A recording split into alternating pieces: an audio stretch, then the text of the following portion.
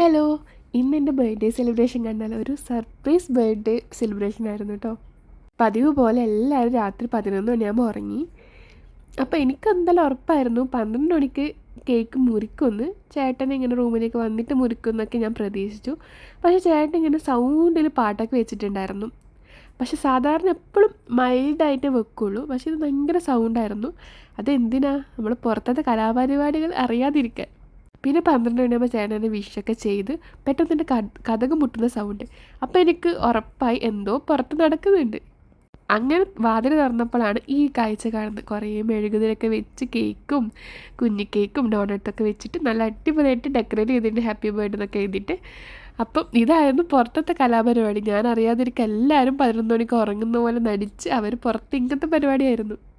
പിന്നെ നമ്മൾ കേക്കൊക്കെ കട്ട് ചെയ്തു. അമ്മയും അച്ഛനൊക്കെ നേരത്തെ ഉറങ്ങിയിട്ട് അവർ പിന്നെ വിളിക്കാൻ പറ്റില്ല, രാവിലെ കൊടുക്കാൻ വിചാരിച്ചു. അങ്ങനെ നമ്മൾ കേക്കൊക്കെ കട്ട് ചെയ്തു. എനിക്ക് ഭയങ്കര സന്തോഷമുണ്ടായ എൻ്റെ ബർത്ത്ഡേ ആയിരുന്നു കേട്ടോ ഇത്. കാരണം നമ്മൾ ആദ്യമായിട്ടാണ് ബർത്ത്ഡേക്ക് ഒരുമിച്ച്, കല്യാണം കഴിഞ്ഞ് 1 വർഷമായുള്ളൂ, പക്ഷെ പ്രേമിക്കാൻ തുടങ്ങിയിട്ട് 6 വർഷമായി. ആദ്യമായിട്ടാണ് ഒരുമിച്ച് കേക്ക് മുറിക്കുന്നത്. ചേട്ടൻ്റെ ബർത്ത്ഡേക്ക് ഞാൻ അധികവും മുറിക്കാറുണ്ട്, ഒരുമിച്ച് ഉണ്ടാവാറുണ്ട്. ഇത് ആദ്യമായിട്ടാണ്.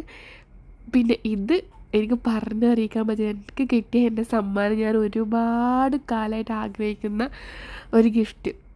മൂക്കുത്തി, വെറും മൂക്കുത്തി അല്ല, ഡയമണ്ട് മൂക്കുത്തി.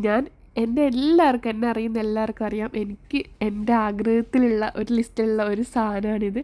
എനിക്കത് എൻ്റെ ബർത്ത്ഡേക്ക് കിട്ടി. എനിക്ക് ഒരുപാട് സന്തോഷം, ഒട്ടും പ്രതീക്ഷിച്ചില്ല. ഇപ്പോഴൊന്നും കിട്ടുമെന്ന് പോലും ഞാൻ വിചാരിച്ചില്ല. കാരണം ഡയമണ്ടിന് അത്ര പൈസയാണ് എനിക്കറിയാം. പക്ഷേ എൻ്റെ ബർത്ത്ഡേക്ക് ചേട്ടൻ അത് വാങ്ങിച്ചുകൊണ്ട് വന്ന് തന്നു. അതുമാത്രമല്ല, ചേട്ടൻ തലേ ദിവസം 4-ാം തീയതിയാണ് ഗൾഫിൽ നിന്ന് വന്നത്. എനിക്ക് ബർത്ത്ഡേ ഇങ്ങനെ ഒരുമിച്ച് ആഘോഷിക്കാനും എനിക്ക് ഗിഫ്റ്റൊക്കെ തരാം. അതിനേക്കാൾ ഒരുപാട് സന്തോഷം ഉണ്ടാക്കി. പിന്നെ ഫ്രണ്ട് ബാഗൊക്കെ തന്നു. അതെൻ്റെ ഏറ്റവും വലിയ വേണ്ടപ്പെട്ട ഗിഫ്റ്റായിരുന്നു വേറെ. അതിനുശേഷം നമ്മൾ രാവിലെ അമ്പലത്തിൽ പോയി. പയ്യന്നൂർ അമ്പലത്തിലാണ് പോയത്. അവിടെ പോയി നമ്മൾ പ്രാർത്ഥിച്ച് പ്രസാദമൊക്കെ വാങ്ങിച്ചു. പിന്നെ കുറേ ഫോട്ടോഷൂട്ടായിരുന്നു.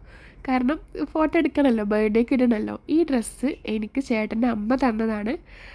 അമ്മേൻ്റെ സാരി ഇത് കണ്ടപ്പോഴേ ഞാൻ വിചാരിച്ചു എനിക്കിത് പാവാടി ബ്ലൗസ് അടിക്കണമെന്നും. അങ്ങനെ ഞാൻ ബർത്ത്ഡേക്ക് ഇടാൻ വേണ്ടിയിട്ട് അടിക്കാൻ കൊടുത്തു. നല്ല അടിപൊളിയായിട്ട് കിട്ടി. എനിക്ക് ഭയങ്കര ഇഷ്ടമായി. എല്ലാവർക്കും ഭയങ്കരമായിട്ട് ഇഷ്ടമായി. കളറും ഒരു സാരി ഞാൻ ട്രാൻസ്ഫോം ചെയ്തതാണ് ഇങ്ങനെ പാവാടി ബ്ലൗസായിട്ട്. അങ്ങനെ നമ്മൾ അവിടെ നിന്ന് ഫോട്ടോവും വീഡിയോ ഒക്കെ എടുത്തിട്ട് പിന്നെ നമ്മൾ വീട്ടിലേക്ക് തിരിച്ചു പോയിട്ട് പരിപാടി തീർന്നിട്ടില്ല. അവിടെ വീണ്ടും പരിപാടി ഉണ്ടായിരുന്നു. എൻ്റെ അമ്മ വന്നിട്ടുണ്ടായിരുന്നു. അമ്മ കേക്കൊക്കെ എടുത്തിട്ട് വന്നു. നമ്മൾ പിന്നെ അത് കട്ട് ചെയ്ത് എല്ലാവർക്കും കൊടുത്തു.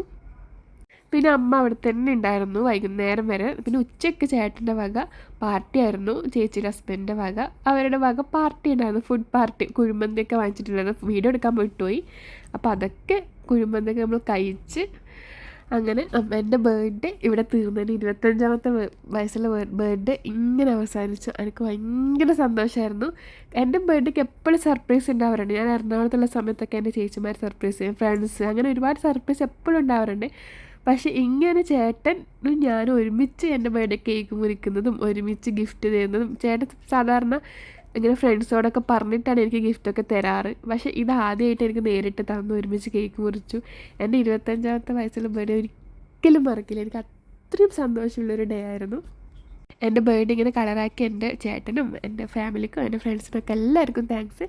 അപ്പം ഇന്നത്തെ വീഡിയോ ഇത്രയേ ഉള്ളൂ. അപ്പോൾ എല്ലാവർക്കും ഇഷ്ടപ്പെട്ടെങ്കിൽ ലൈക്ക് ചെയ്യുക, സബ്സ്ക്രൈബ് ചെയ്യുക. അപ്പം എല്ലാവർക്കും ബൈ.